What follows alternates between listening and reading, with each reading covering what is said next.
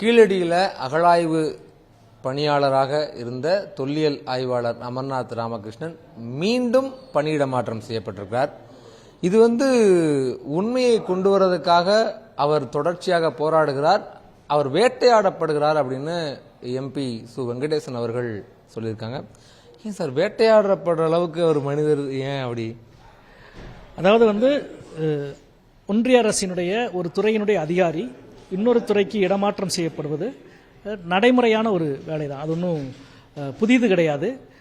ஆனால் அமர்நாத் ராமகிருஷ்ணன் அவர்களுடைய விஷயத்தில் 8 ஆண்டுகளாக ஏஎஸ்ஐ ஒன்றிய அரசு ஒரே விதமான நடவடிக்கையை தான் செய்து கொண்டிருக்கிறது. 2 ஆண்டுகள் மிகச்சிறப்பாக அகழாய்வை மேற்கொண்டார். அப்படி சிறப்பாக அகழாய்வை மேற்கொண்டதற்காகவே 3வது ஆண்டு அவர் இடமாற்றம் செய்யப்பட்டார். அதன் பிறகு அவர் ஆய்வு செய்த அந்த ஆய்வு அறிக்கையை நீங்க எழுதக்கூடாது என்று ஸ்ரீலட்சுமி என்ற ஒரு அதிகாரி எழுதுவார் என்று ஏஎஸ்ஐ உத்தரவிட்டது. ஆய்வு செய்தவர் எழுதக்கூடாது என்று ஏஎஸ்ஐ உத்தரவிட்டது என்பது அநேகமாக இதுதான் முதல் முறை.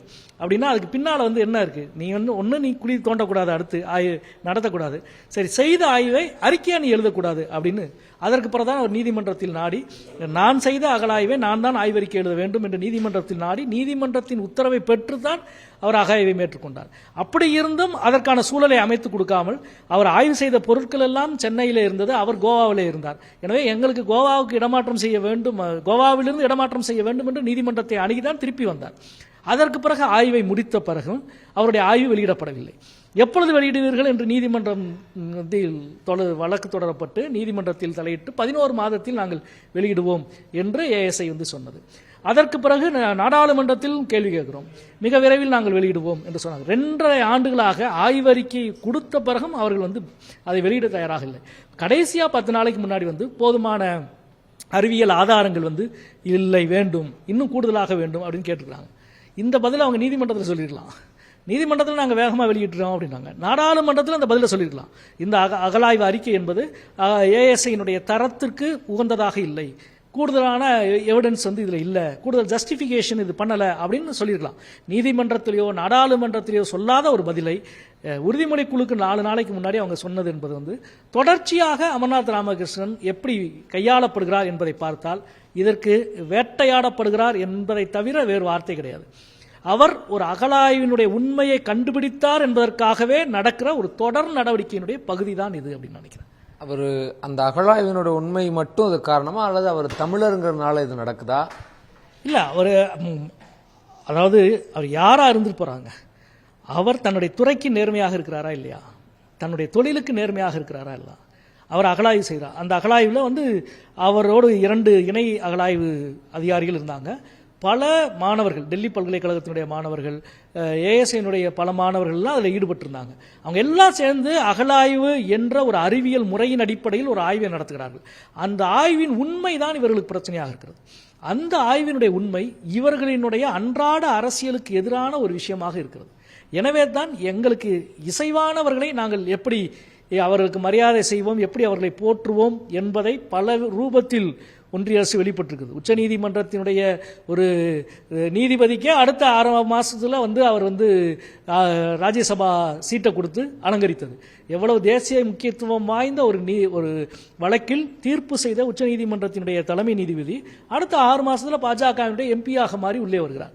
அப்படின்னா இதெல்லாம் நடத்திக்கிறப்ப அரசு அதிகாரிகளை அல்லது மற்றவங்களெல்லாம் இப்படி நடத்துறப்ப ஒரே ஒரு தொல்லியல் அதிகாரியை விடாம 8 வருஷம் இவர்கள் வேட்டையாடி கொண்டிருக்கிறார்கள்.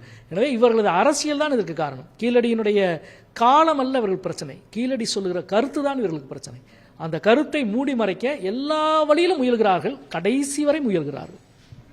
அவங்க மத்திய அமைச்சர் பேசும்போது நான் எங்களுக்கு அதை ஏத்துக்கிறதுல ஒன்றும் பிரச்சனை இல்லை, நாங்கள் கொஞ்சம் எவிடன்ஸ் கேட்குறோம், இன்னும் கொஞ்சம் அறிவியல் தரவுகள் கேட்குறோம் அப்படிங்கிறாங்களே, என்ன கேட்குறாங்க? அதுதான் ஏற்றுக்கிறதுல பிரச்சனை இல்லைன்னா ஒன்றும் இல்லைங்க, அதில் டிசன் நோட்டோட அந்த அறிக்கை வெளியிடலாம்.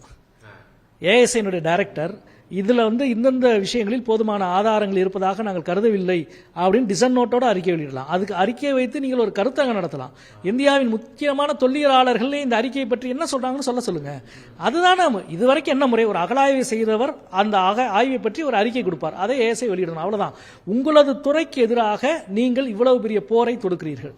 நீங்கள் பொறுக்கிற போருக்கு உங்களுக்கு இசைவாக இல்லாத ஒரு அதிகாரியின் மீது இவ்வளவு தொடர்ச்சியான நடவடிக்கை எடுக்கிறீர்கள். எனவே தான் வந்து இதனுடைய பின்னணி என்பது வந்து வெறுமன ஒரு அதிகாரியினுடைய இடமாற்றம் என்பதோ அல்லது ஒரு நடவடிக்கை என்பதோ அல்ல. இதற்கு பின்னால் மிக வலிமையான ஒரு கருத்து இருக்கிறது. அந்த கருத்து என்பது தமிழ்நாட்டினுடைய வரலாற்றோடு, தென்னிந்தியாவின் வரலாற்றோடு இணைந்த ஒரு கருத்து. அது பாஜகவுக்கு ஒவ்வாமையால் இருக்கிறது. அவருடைய இந்துத்துவா கோட்பாட்டுக்கு நேரெதிரான ஒரு கருத்தின் சான்றை கீழடி வெளி உலகத்துக்கு சொல்லுகிறது அல்லது அறிவுலகத்துக்கு சொல்லுகிறது. நிச்சயமாக அந்த உண்மை இவர்களை பயமுறுத்துகிறது. அதான் அதுக்கான அடிப்படை என்று நான் நினைக்கிறேன். அப்போ உண்மைக்கு பயந்தவங்க ஒரு பணியிட மாற்றத்தின் மூலமா என்ன செஞ்சிட முடியும்? எதை அவங்க வந்து சாட்டிஸ்ஃபை பண்ணிக்க முடியும்? நீங்க பாருங்க, 8 வருஷமா இவங்க என்ன செஞ்சிட முடியும்? என்னமோ செஞ்சுக்கிட்டே இருக்காங்கல்ல, ஏதோ டிஸ்டர்ப் ஆகி செஞ்சுக்கிட்டே இருக்கிறாங்க. அப்படி செஞ்சுக்கிட்டே இருக்கிறதுக்கான பின்னணி வேற என்னவா இருக்க முடியும்?